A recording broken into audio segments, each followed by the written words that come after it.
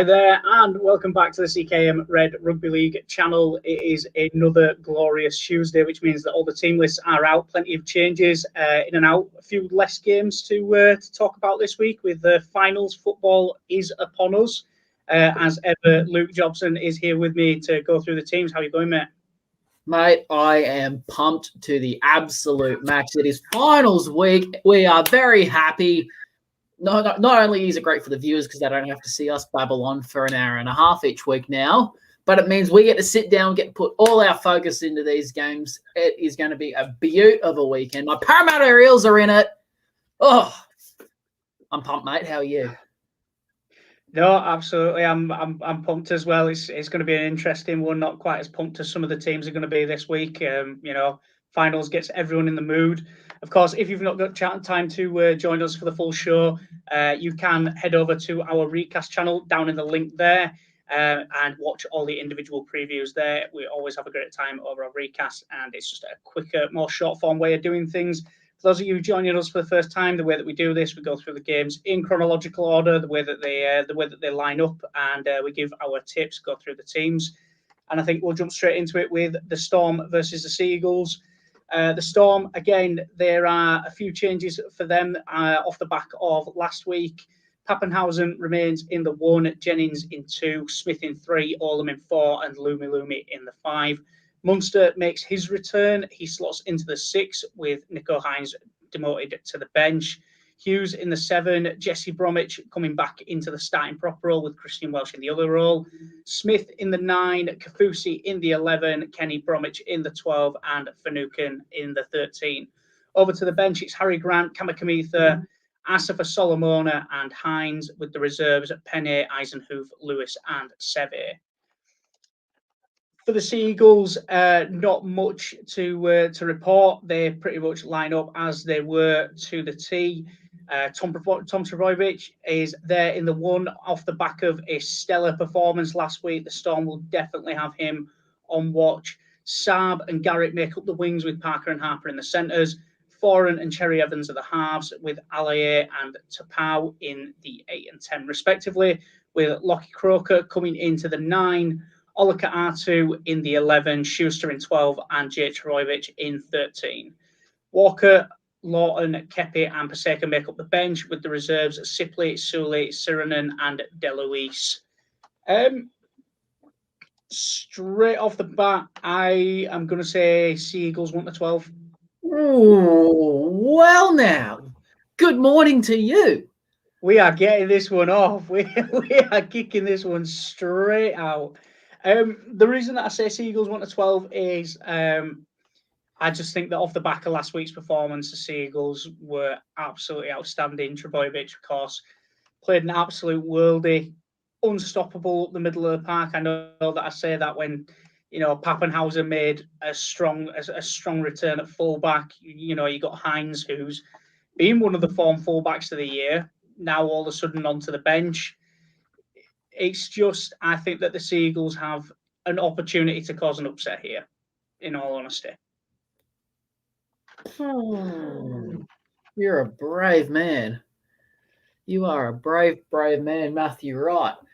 I am wearing maroon, so one could be mistaken. That is the wrong side. The Florida State Seminoles, not the Manly Sea Eagles. It is a tough one. It is a very, very tough one. I've got to go Storm. I think I have to. I think I have to. I'd love to tip Manly. I really would love to tip Manly. Turbo Tom has sewn up this Dally M medal in a record number of games. It is absolutely ridiculous how well he's played this year. He beat 9 players on the weekend. 9 players to score. He scored a hat trick off a freakish try, all set up by Ruben Garrick in that, realistically, the Hooter had gone, the 81st minute. Manly is just something else with Tom Trbojevic, and if Tommy Turbo can stay on the field for every game next year, or every game for the next couple of years, you'd be hard pressed not to find him with 1, 2, maybe 3 Dally M medals, at least by the end of his career. But I have to go the Storm. Yes, there are more changes with their outside backs. There's no Aramea this week. Jennings comes back from an injury. Lumi takes Aramea's spot. But it's just Melbourne. Melbourne are completely different when it comes to finals football. Some plaudits, some so-called experts believe that Melbourne have to step it up from whatever it is that they're looking at. Because, okay, Melbourne have not been the Storm the last couple of weeks. It took a freak of nature. It took Parramatta, who apparently now are Melbourne's bogey side, to knock them off a record. But this is still the Storm. This is still a side that boasts Pappenhausen, who was leading the Dally M when he got hurt. It still has one of the most potent spines in the competition, whether it's Brandon Smith or Harry Grant at 9. And when it is Harry at 9, more often than not, Brandon's at 13. You've got an extremely strong ball runner in Justin Olam going at Brad Parker. And I've crapped on Brad Parker's defense. It is a lot better than what it was circa 2 or 3 years ago when he was the Jared Croker turnstile.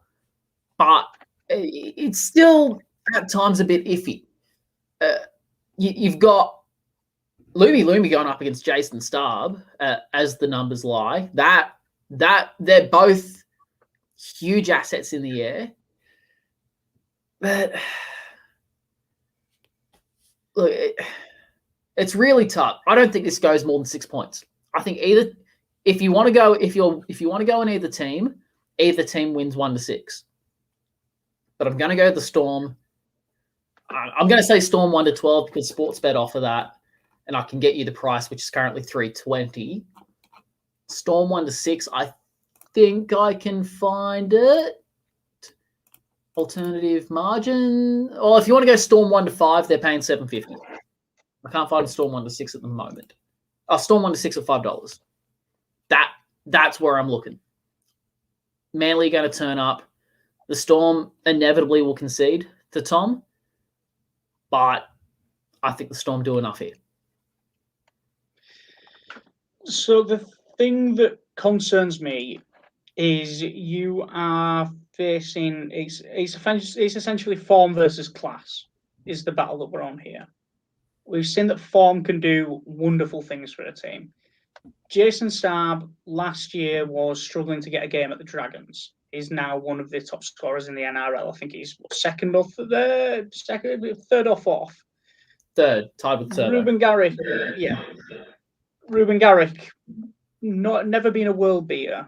Just always done enough to be there. It helps that he kicks the goals. This year he beats El Masri's record of most individual points in a season. That's not because Garrick is a world beater household name. It's because he's on good form. When teams are on form, the form eventually dries out at some point. Now, I know that I've backed the Seagulls because I think that their form holds up here. I know that these two played not too long ago. I think it was round 21. Storm come out of that game 28-18 winners. That was not quite at the height of Turbo Mania, but, we were getting there or thereabouts. They were still on a hot streak. You look again to the Storm's bench, two discernible forwards in Kamikamitha and Asif Solomona. Coming up against Walker, Lawton, Kepi, Paseka. Paseka's a big body. Sean Kepi's not a small man. Lawton, yes, can be used as a utility. Walker is a utility. If you were to look at this one without the context of the form that the Seagulls have been in, you said that the Storm take this one probably 13+. But in the context of the fact that the Seagulls are firing red hot and everything else that factors into the fact that you're playing finals football, the fact that Moses Suli is down there in the 19 and is now linked with a move away to the Dragons, while Brad Parker is there in the 3, it just goes to show that they've got some sort of level of confidence in him and his ability. But I'm feeling that the Seagulls the Seagulls form holds up here. It's just a gut feeling that I've got. The Storm were shaky in patches against what was it, the Sharks last week. They didn't look as good as they could be, and I don't know whether that's because they'd rested a lot of key players, or just simply because they knew it was a bit of a gimme game. But the Sharks ran them close for a good while. If you were a Sharks fan at half time, you were thinking we could pinch this one. If it wasn't for that abysmal final 20 minutes that they put on, they would have done. I think that the Seagulls are a punishing side. I think that there's an opportunity there. I mean, interesting stat: the Storm have not lost at this venue. 9 wins out of 9. If you go to the points, average points scored: Storm 33, Seagulls 31. Average points conceded is the big discrepancy, though. 13 for the Storm, 20 for the Seagulls. It calls out that they are defensively suspect sometimes. So I do worry about that, but I'm going to go with my gut on this one. I'm going to say Seagulls 1-12. I'm going to say back the under on this one. I think it's going to be a tight game. I'm going to say neither team to 30 points. I'm not going to back any try scorers here. There's just nobody that screams at me with any confidence. The last time Manly won, it was a very wet night in Melbourne. They won 11-10 after Golden Point. In the previous 4 meetings, Melbourne have won 36-6, 18-4, 30-6, and 28-18. If we look on previous form, you have to say the Storm. There are only two teams that they lost against this year. Parramatta, wet night, round 2. Panthers, everyone was calling that a grand final preview in round 3. They lost 12-10. Somehow, some way, Parramatta are in round 24. The loss that Munster thought they needed. The one time they come up against the Seagulls this year, they win 28-18. It is Class V form, but I think previous form against Manly says the Storm get up. I'm not going to give you any. If I had to go on any time try scorer, I'm saying Olam running up against Parker. I'm not going to give an official try scorer tip on this one. The under's 44.5. Take that into consideration. I still think Melbourne 1-6. Yeah, I think we're both on the same line of thinking that this one's going to be a tight game. It's going to be a close run affair. Both teams, it's finals. Finals brings out the best in everyone. So I know we've been on that one for long enough. We'll get to the next game. It is the Roosters versus the Titans. Obviously, the Titans counting their blessings that they are here. They did it in emphatic fashion with a 44-0 win against the Warriors, but needed the results to go their way, and thankfully that they did. The Titans will be there this time, first time since 2016. Yep, 2016. So they come up against a Roosters side who will not be looking to take any prisoners. We go through the Roosters first things first. Tedesco at fullback with Tupu and Ikavalu on the wings. Morris and Kieran make up the centres. Hutchison and Lamb are the halves, with Waria Hargreaves returning and Takiaho in the 10. Verrills maintaining the 9 shirt. Crichton and Tupanua are your second rowers, with Vic Radley coming back in the 13. Walker maintains that 14 role that he's become accustomed to in the last few weeks, with Liu, Butcher and Baker making up the bench. Down to the reserves, it's Copley, Thomas, Marshke and White. Going to the Titans, pretty much unchanged. Campbell in the 1, Sammy in the 2, Kelly in 3, Herbert in 4, coming back in. Thompson in the 5, Peachy in 6, Fogarty in 7, with Wallace and Fotuaker in the props, Mitch Rain back in the 9, with Proctor and Fermor in the second rows, with Faso Malawi in 13, Clark, Lissoni, Fafita and Jolliffe making up the bench, with McIntyre, Sexton, Marzu and Don in the reserves. I mean, first things first, let's talk on that Titans performance. They were fantastic against the Warriors. The Warriors have expressed their disappointment after so many sacrifices for their season to end the way that it did. Is just it's not a good look for them. They're obviously not happy. They've now got to go away and rebuild and get ready for the 2022 season, wherever that may be held. Hopefully, we're past things and we get to see some Mount Smart games back at the Warriors, and they are rewarded with plenty of home games for the service that they've done to the NRL. But the Titans were just, they had too much of a point to prove. It helped massively that the Storm had dented that Sharks points differential, and it meant that it closed the gap. But the Titans have clearly gone in with a mindset of this needs to be nothing short of a demolition job, and it needs to not be left up to a couple points. And they delivered. They delivered in a big way. As for the Roosters, they ran riot. Adam Kieran, I think that's his first career hat trick. I'm not sure. I think he got 3.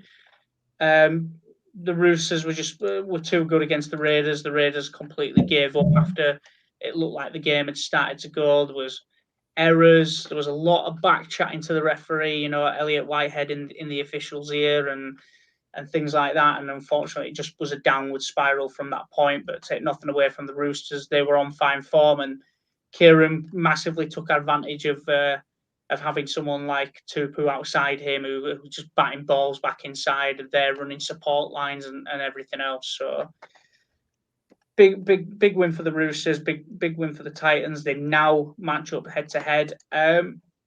Straight away, I think I go Roosters 1-12 on this one. You're in a state of thought here. What's on your mind? I don't want to agree with you. Now, the key word there is want. Because I do agree. And if anything, I say it's going to be Roosters 13+. But holy hell, I'd love to see the Titans get to week 2. Yeah. Here's my thing. And you wouldn't think that this is an issue because they won their last 2 games. They did what they had to do with the halves combination of Tyrone Peachy and Jamal Fogarty. But why put what worked, knowing full well that Ash Taylor is still not fit, not named in the 21? Why is Toby Sexton in the reserves? Why is he not in the 17 at some capacity? Why is Kevin Proctor back and playing when Sam McIntyre, Dave Fafita, Beau Fermor, Jamin Jolliffe, and Mo Fotuaker have had quite potentially the best month out of any forward pack in the league to pull the Titans up to where they are? We'll take the Storm out of that. Bar the Storm, that has been the best forward pack in the league. Those are my 2 questions to Justin Holbrook. I understand if it's not broke, don't fix it. I completely get that. Toby Sexton wasn't broke. I don't get that. That said, this is actually, I lie. I do have a bone to pick with Trent Robinson too. What are you doing with Sam Walker? Are you going to use him as this 30-minute injection where he can just roam around the park and do whatever the hell he wants? Or is he there to warm the bench up for the boys coming off? Because you've gone from incredible game-changing, game-winning 30-minute stint to nothing. Like, what's the move there? I understand that you're currently stretched thinner than bloody spaghetti at the moment. Your reserves are Copley, Ben Thomas, Ben Marshke, and Afanu White. Not a hell of a lot of go forward there. But is Sam Walker really like? Just explain to me how you're going to use Sam Walker. If you're coach Matt, if you're coach Trent Robinson, how are you using Sam Walker against this Titans outfit that apparently in the last 2 weeks has gone from a side who can barely score to being able to score all over the park? How do you use Sam? I think so. The reason I think that he didn't use him last week is he didn't need that injection. He didn't need Walker, so he didn't run the risk. It did look for a while that Lamb had pulled up with an ankle injury and he'd have probably been used as cover. I think Walker's probably in the 14 on the off chance that Lamb's ankle is still not 100%. You saw as the game went on, he still wasn't 100% comfortable on it. He wasn't moving at the line the way that he was. He wasn't taking it to the line the way that he was pre-ankle injury. What was it? Late in the first half, was it? Or early in the second? It was one of the two. But again, Lamb's been putting in the work. He's there at 7. He was brought in as a fill the gap and give Walker a rest. And now Walker's got to fight for his place back. You know, Walker has made some questionable plays in the past. I think the problem that you've got is he's a rookie half. When you come into finals, it's a new experience. Yes, he'll have played finals football at reserve grade and juniors and all these things. He'll have been there or thereabouts. But stepping out into a finals environment for the first time at first grade is a daunting experience. And I think that there's an underlying worry there that with as young as Walker is, and yeah, he's shown great promise and potential, but maybe he's just not quite there or thereabouts. Maybe Robinson's seen something that we haven't. I mean, Hutchison is still relatively young. He's still there in the 6. But then again, who do you swap out Hutchison for? You put Lamb in the 6 and Walker in the 7? Well, no, because then you've got 2 running halves. The Roosters system. Kieran in the 6 and you put Copley in at centre? No, I think that's where potentially the worst decision you could make there. Kieran didn't do much as a 6. If anything, he's shown that he's better as an edge defender than he is, a half. And he's shown that through his time and at the Roosters. At the Warriors, he didn't really do much in the halves. Yeah, that's all 4 games he had. And if you're going to use someone as a utility, you've got an out-and-out outside back in Dale Copley who's there. Use him and put Kieran in at 14. Could you justify... I'm throwing scenarios out here. Yeah. Could you justify benching Kieran after he scored a hat-trick last week, though? You couldn't do it. It's the problem that you face there. Hutchison, you've got nobody else that you can slot in at 6 right now. Unless you go tapping your reserve grade a little bit. I'm not sure who else is on the Roosters roster that could play that position when they're not injured. So maybe Marshke. That would be a dire straits kind of thing. Yeah. But I mean, with Walker, I reckon that he gets used this week, and you see it in this new age speed game. We are now seeing more coaches opt for 2 utility playmakers on a bench. You know, it's probably the Storm that have revolutionised it. At the beginning of the season, we were looking at the Storm going, Jesus, you've got another hooker and another fullback on your bench. Why are you doing that? And because the game's faster now, it works.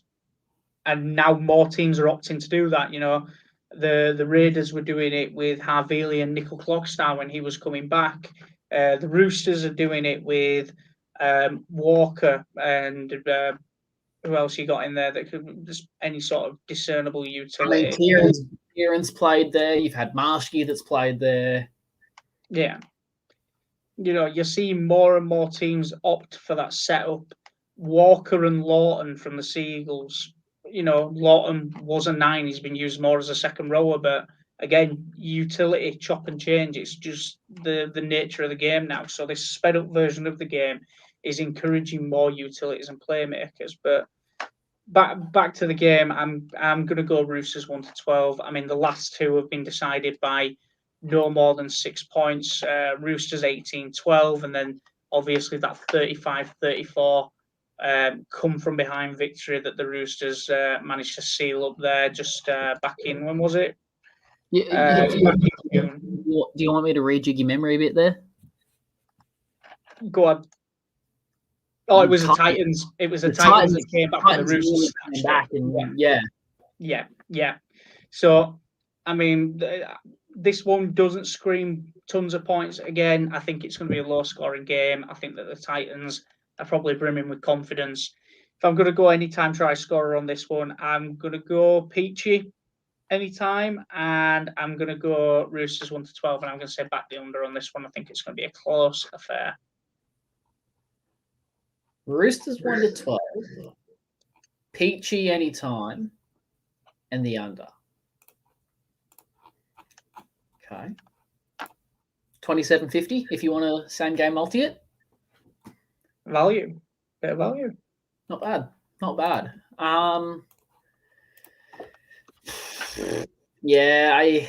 Again, it's Titans. Titans coming in with a lot of confidence. The only thing that I question is the amount of finals experience that a lot of these players have. I mean, granted, some of the Roosters only have 1, 2, maybe 3, if they have any at all. But this is a Titan side that's that's back 5 is Campbell, been around for a drop of water. Philip Sammy, not a hell of a lot of experience there. Brian Kelly, not a hell of a lot of finals experience there. Patrick Herbert, has he played a final? I don't know. Corey Thompson, okay, he's got some finals experience both here and abroad.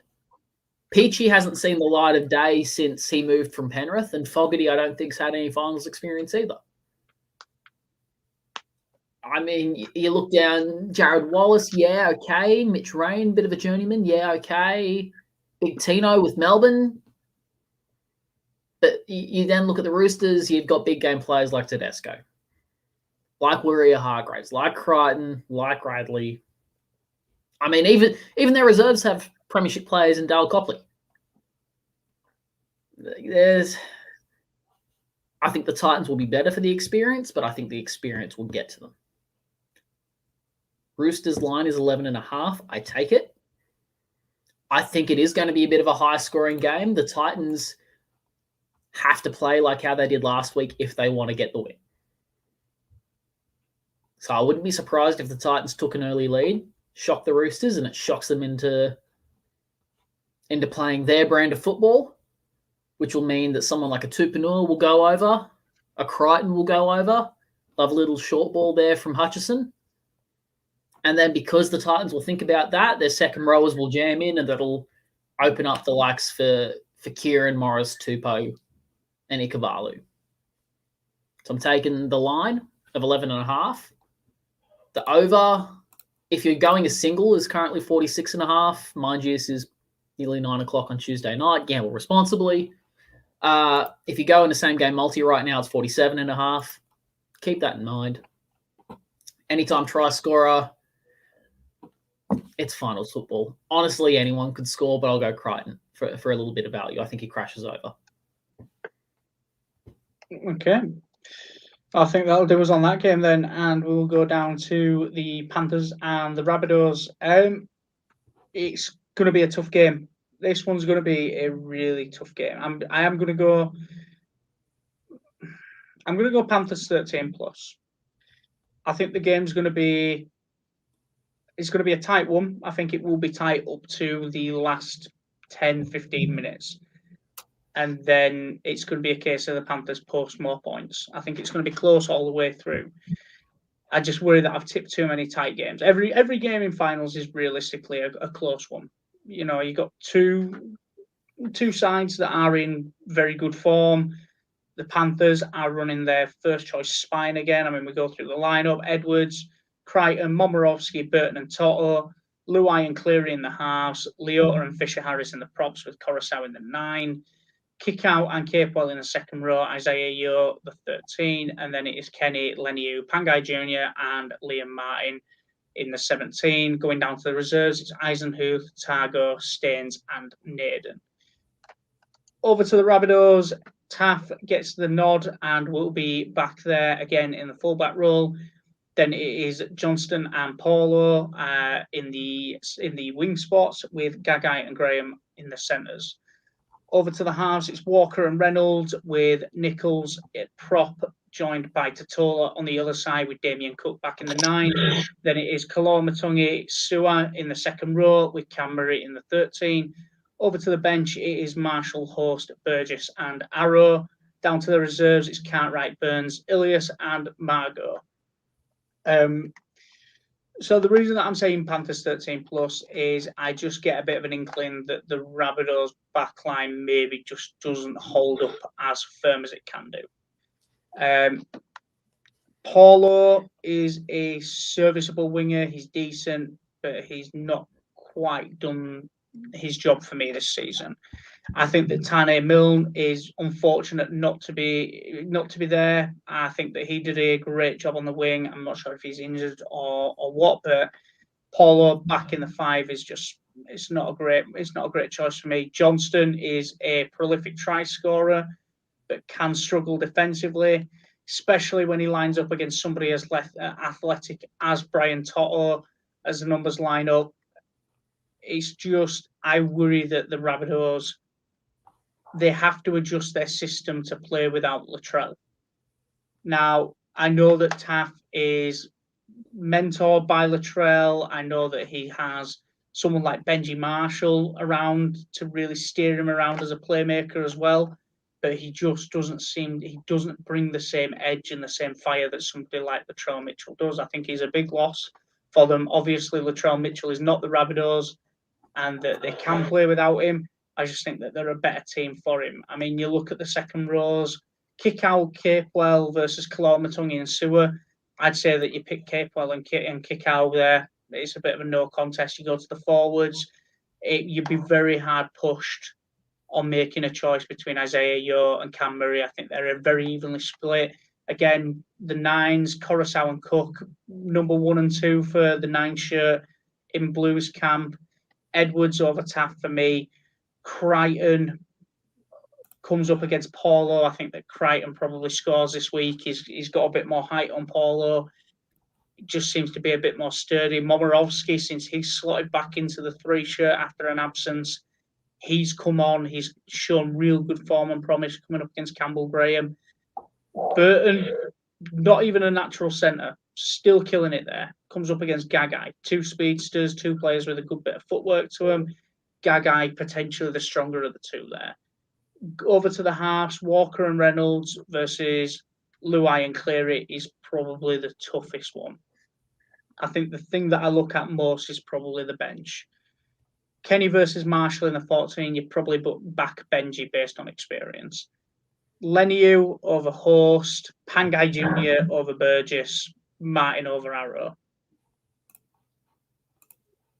I think that the bench is a big influence in this one. I think that's potentially the reason that the Panthers go 13 plus here. I mean, even just the forward pack in general, you go through that and then look at the potential rotations. You go Leota over the GOAT, despite the fact that he is the GOAT, Mark Nichols. Let's not confuse anything here. Jeremy Lattimore has been replaced, but it's still Leota over the GOAT.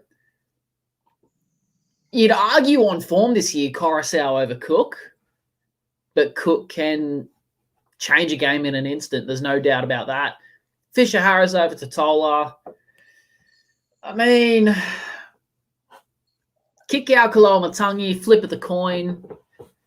Keon's been in stunning form this year, so yeah, I could totally understand why someone goes with him. He has a bit of a passing game. Kickout really doesn't. Capewell over Sewer. Yeah, probably. I'd say Murray over Yo, but again, flip of the coin. Murray's probably just that bit more explosive than Isaiah. But once you factor in those rotations, you could see Lenny Yu on for Nichols, or Lenny Yu on for Leota, targeting a bit, a bit of a tired forward pack there with Totola and Nichols. Pangai Jr. comes on and he's just a ball of fire. Liam Martin, he's an Origin rep playing on the bench. Panthers 13 plus. I mean, you look at the last 5 games as well. The last 5 that these teams have played. Panthers at Suncorp for Magic Round, I think it might have been. 25-12. Beat the Bunnies. Spanked them in Bathurst earlier in the year, 56-12. Like that's just ridiculous right there. They played last year in the finals. Panthers got up 20-16. Played at Jubilee Stadium last year, 20-12. During Origin 2 years ago, 19-18. Panthers way. Last 5, it's Panthers 5-0. The form says the Panthers. The scoring form this year would argue it's going to be a high-scoring game. So I'm going to take the over 44.5. I don't think Taff organises the defensive line quite as well as Latrell. Doesn't have as much of a read on first grade as Latrell does. Still a great player. Has a huge future. Will be better off for the finals experience, but it's just not going to be that game. Anytime try scorers, I mean, take your pick, really. AJ at $2, I mean, come on. Anytime you can get AJ at even money, doesn't matter who the team is, I hit it. He just finds a way to score. Todd at $1.50, not much value, but he's there.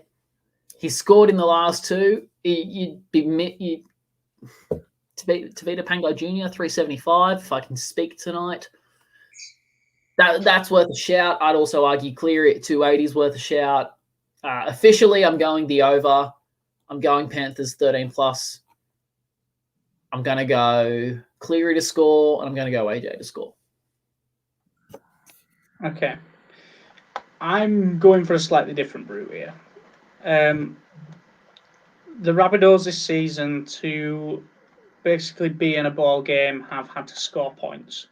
They come up against the best defensive side in the comp on 286 points conceded.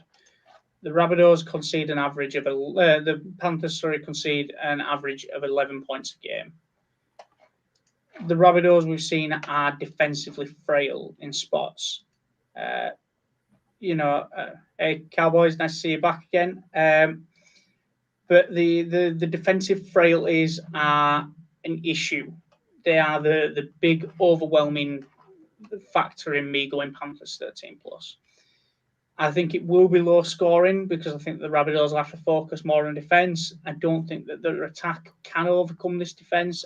I'd say that the Rabbitohs will be limited to small points. I'm not going to back that as an official tip. It's just an inkling that I have. I think the Panthers probably make up the majority of the points. I could see this being a 22-8 or a 24-10, something daft like that.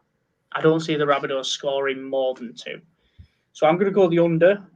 I'm going to go Panthers 13 plus. I'm going to say neither side to hit 30 points. I'm not going to pick an anytime try scorer. It's just wildly unpredictable, and there's no value in backing somebody like Crichton or To'o. I do believe that Crichton probably does go over, but I don't think it's worth it for the value that he offers. It'd probably be at 185 at best. For Panthers is what? 13 plus? Yeah. On Sportsbet, currently even money at $2. Okay. So not worth it for me. So Panthers 13 plus, neither team to hit 30 points, and low scoring game. Take the under for me. I'm curious. 13 plus, neither to hit 30, and the under. It could be under 44. That's it? Okay. Panthers 13 plus and neither team to hit 30 is $9. Under 44.5 is $9.25. Take the extra 25 cents. Treat yourself. Buy something nice. Mate, maybe I will for the extra 25 cents so I can blow it on a bottle of bourbon for this next game. I'm going to be nervous.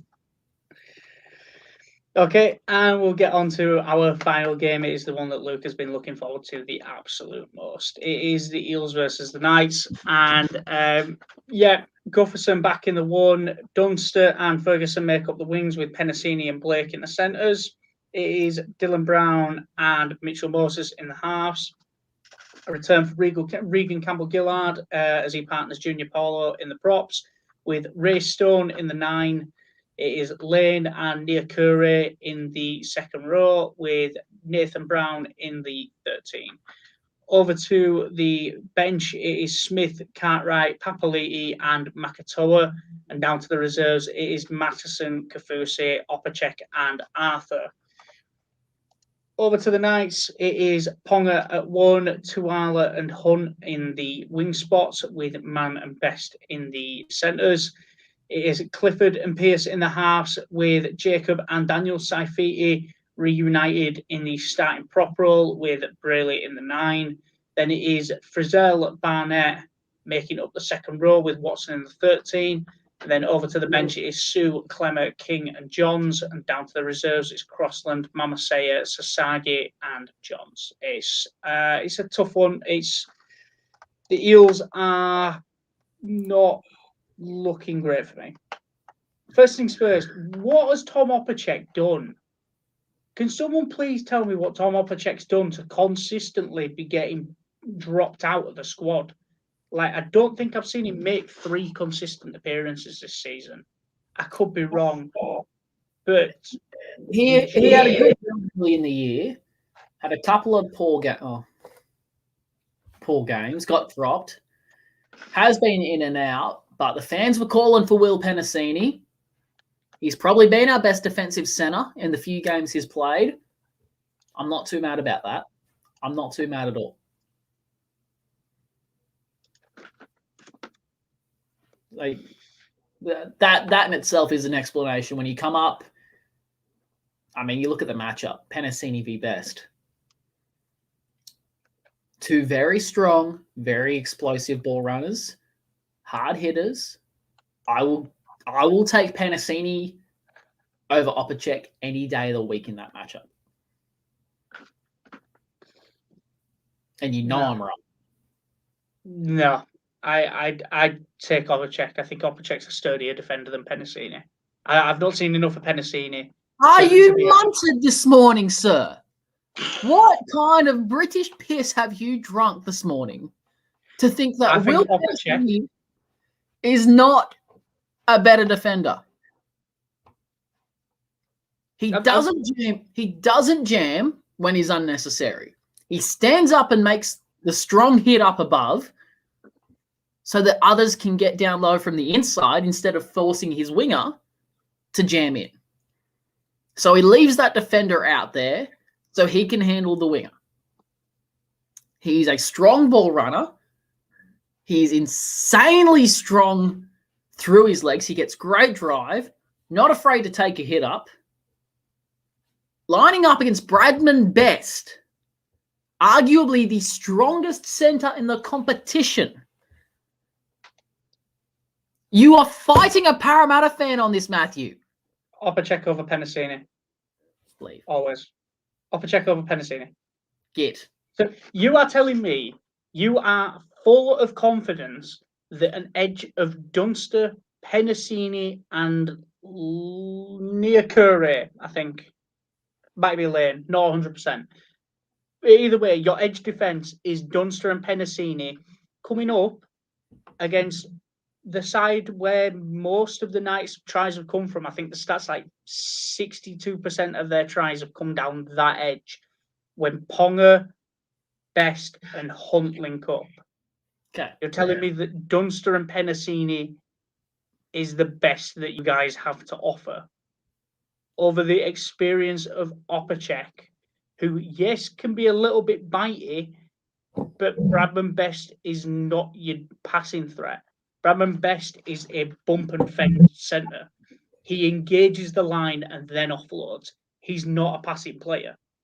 If anything, what you want is someone like Tom Opacek who's going to come in and force that agenda and force Bradman Best to play a different style of football.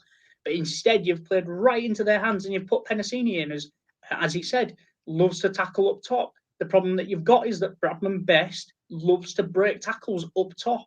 You take Bradman Best's legs away, you don't see him offload much. What you see with Bradman Best is he will engage with the lead arm, and then it's usually an underpass or an around the side thing. It's not an on his way down thing, because Bradman Best doesn't have that in his game in abundance the way that he does with the standing offload.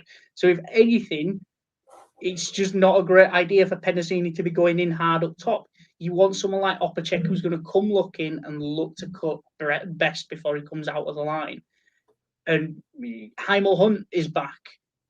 That combination of Best, Hunt and Ponga are a threat. They're a huge threat. And I worry that edge of the Eels, everyone talks about, Wonga Blake missing tackles and things like that. They've got nothing to worry about on that side.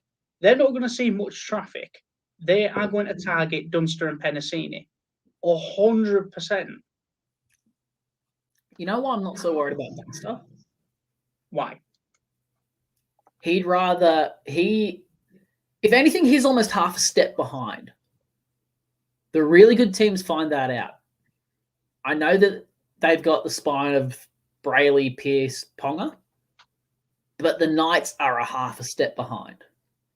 When you compare it to your Storm, your Roosters, your Panthers, your Manly, the Knights are half a step behind. They're not going to target that. They're going to target Ferguson's side with Wonga, not because of Wonga Blake, but because they know Ferguson loves to jam. He's got more jams in him than a bloody strawberry farm. And they're going to go out Tawala's way. Tawala probably gets a first try as well if you feel ballsy on that one. I'd be happy enough putting some money on that. But they're going to go Ferguson's side because they know he jams. It's his way of defending. I will take Dunster over Hunt in the sense that, let me finish. Okay. In the sense that Dunster being half a step behind forces Hunt to go outside. More often than not, they're going to play Ponga than they will Best. And when they play Best, Penasini will be there. But Parramatta's slide, bar last week against a reserve grade side, has been starkly better in the last month than it had been from about round 19 through 22. Their sliding defense is what saved their asses against the Cowboys. Against the Storm, sorry. I would argue against the Cowboys as well. I will take Dunster and Penasini over Dunster and Opacek. And I am going to say Parramatta 1-12. Nice 1-12. Nice 1-12, and the reason that I say that is the backline stuff that we just talked about. The fact you got Ray Stone at 9. Ray Stone's played no 9 this year. It's an immediate issue. What? He played one. He played all right, but he's no Reed. He's no Joey Lussick. We have a replacement 9 in Will Smith, but I don't want him there for 80 minutes. I hate to interrupt you, but I do have beef with Brad Arthur. Go for it. Go on. I'll let you tear out for a little bit, and then we'll get back to it. Go for it. Sean Lane over Isaiah Papali'i. Are you an idiot? I knew it was coming. And why is Matto outside the 17? I'm not going to have hair this week. It's going to be pulled out, shaved off. What? Brad, just come here. Look here. Why is Ryan Matheson, one of the premier second rowers in the competition, in the 18? Why? Just answer me that, Brad. Because I will take Ryan Matterson every day of the week and twice on Sundays, which ironically we're playing on, over Niokore at 12. Bring Niokore to the bench.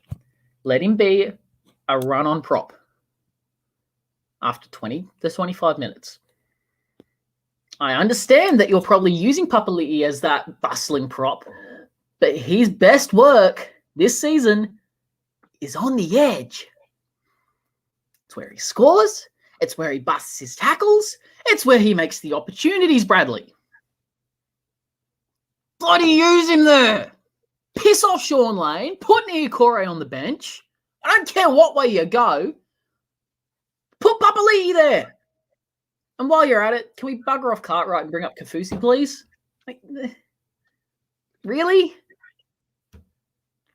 Please? I'd say you have a bigger problem. What do you do with Smith in the 14? Because he ain't going to play fullback. You're not going to take Brown or Moses out. The only option that you have is to take Stone out of the 9 and put Smith in, which now you're playing with 2 unrecognised 9s, which is way worse than playing with 1 unrecognised 9.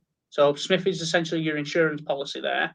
Or you put Brown in the 13, you put Smith in the 13 and use him as a roaming lock and demote Brown to second row, which is a terrible decision. I wouldn't make that decision. It'd be awful. But what do you do with Smith? You might as well have Matterson or Kafusi in there just to offer a little bit more firepower and just hope that Ray Stone goes well at 9 because you've already declared an insurance policy at this point by putting Smith in the 14. Stone won't play that. No. I'll tell you that now. Smith will play probably about 35 minutes. It'll be...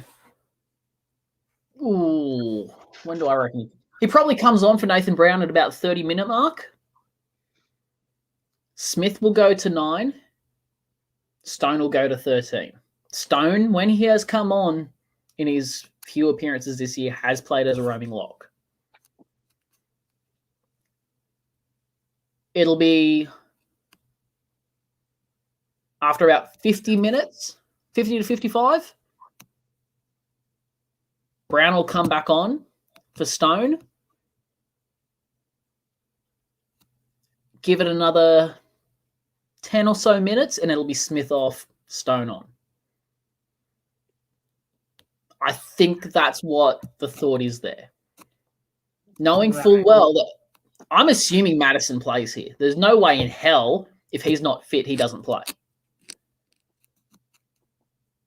There's no way in hell. And for me, I'm then assuming that Cartwright drops out. Cartwright drops out. Matterson goes to 12. Niokore goes to the bench. And there's our prop rotation. Makatoa drops out for me. Makatoa drops out if Kafusi's fit. But Makatoa has also been our best prop the last few weeks. Do you drop the guy who's in form and the guy who can take it? Let's be real. Campbell Gillard over Jacob. Try not to be biased here. D-Saf over Junior Paulo.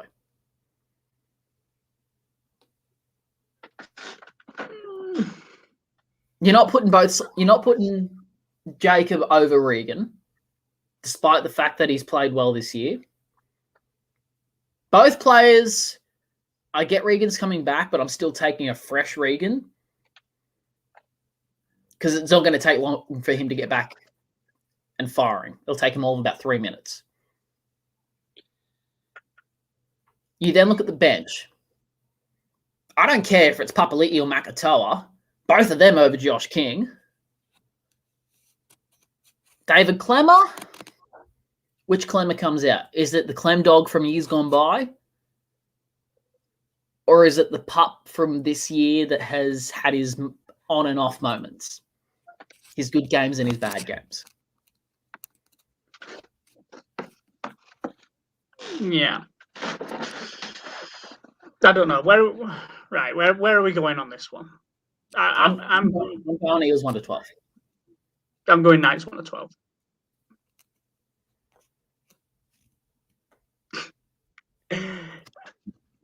I worry too much about that 9, and there's just the Eels have been poor. It's only in like the last 2-3 weeks that they've looked half decent. That turn against the Storm was probably the only performance of note that really earns them any sort of credibility going into the finals. If it wasn't for their performances rounds 1 through 20, I'd say that there's an argument that they probably shouldn't be there, but it's a season. It gets there. Yeah, exactly. They've been poor. If it wasn't for their performances rounds 1 through 20, if we're going if we're going last 5, the Eels do not look like a final side, with the exception of that win over the Storm. Tell me I'm wrong. You're wrong. Okay, but tell me I'm wrong and actually mean it, and not just because you're a Parramatta fan. Okay. Last 5, they're a fringe. Yeah. Yeah.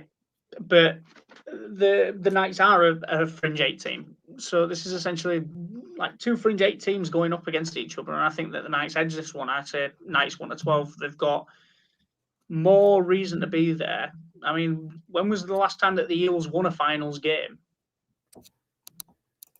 09? Sure, it wasn't last year. I'm pretty sure it's the 09 season. No, really? I'm pretty sure I saw a stat that said that the Eels are in search of their first finals win since 2009. They've made finals, but I'm pretty sure I saw a stat that said it's they're looking for their first finals win since 2009. Happy to be told that I'm wrong and I'm misquoting here, but it sounds like a real stat to me. Keep talking, I'll find it. Go on then. Okay. But yeah, as for my predictions, I'm going Knights 1-12. As I mentioned there with the whole Dunster Penasini matchup and things like that, coming up against Best and Hunt, I think that Best goes over. I think that Hunt goes over. I'm gonna say low scoring game again. So I'm gonna say back the under. Bradman Best anytime, and Knights 1-12 to take my multi there for that one. 2019, 58-0 against the Broncos. Okay, 2019, not 2009. 2019. Whatever you've been drinking this morning, pass them over. You're rattled right now. Do you need a cold shower? Do you need to go cool down? He's hurting me here, and here. Para 13 plus. I'm going here, not here. I keep betting with here for Parramatta, and it kills me. It'll probably hurt this week here as well. But Para 13 plus, I have faith. Ask me the same question next week if we get through as to whether I have faith, because we'll probably come up against the Bunnies. But for this week, I have faith. Anytime try scorers, you look at that lineup. If you see any sort of deficiency, it is Kurt Mann. Any sort of defensive deficiency goes through Kurt Mann. Mann is playing on the right-hand side for the Knights. Yep. Bradman Best, I believe, is on the left. Yep. Which means it'll be our left-hand winger. Ferguson. No, Ferguson's our right-hand winger. Yeah, you're right. No, right hand for Knights would be left hand for us. That is, that's Dunster and Penasini. So actually, it's going to be Wonga Blake and Ferguson against Best and Hunt, and we've argued for 10 minutes over nothing. I'm still scared. I'm still very scared at Wonga Blake against Bradman Best. There's a chance I'm completely wrong here. But either way, if it is Kurt Mann v Will Penasini, I'm going Will Penasini every day of the week. If it's Kurt Mann against Wonga Blake, I'm going Wonga Blake every day of the week. Good chance Kurt Mann goes over as well. Knights anytime try scorer, as we have explained at length, Hunt is back. Hunt looks good. Hunt's at 230. Hard not to go about that. Tuala at $2 as well. Penasini's 288. Wonga Blake 250. If you want anything at $4 or more, I mean, Campbell Gillard, if you want to flutter, first game back in a while. He's probably going to play short and sharp. Could crash over from short, target Jaden Brayley. If you're looking for someone for the Knights, $4 or more. I mean, plenty of options. Clifford at 6 looks okay. If this is how we line up, Barnett and Frizzell both are paying, or Barnett's at 7, Frizzell is at 6. If we play per the 1 to 17 that is named, I hit Barnett at $7. Okay. I can't say that I hate it, but okay. I think we are done there then. I think that we've gone through all the games to the best of our ability, giving you our tips. As ever, if you've enjoyed, please do let us know. If you've not had time to watch the whole show or you've missed your team, you can watch the individual previews on our recast channel. Those will be going up through the week. And it's just time to tell you to enjoy your football and join us again next week as we'll go through next round of finals, see who's there, see who's not. And yeah, thanks for joining us. We'll see you then.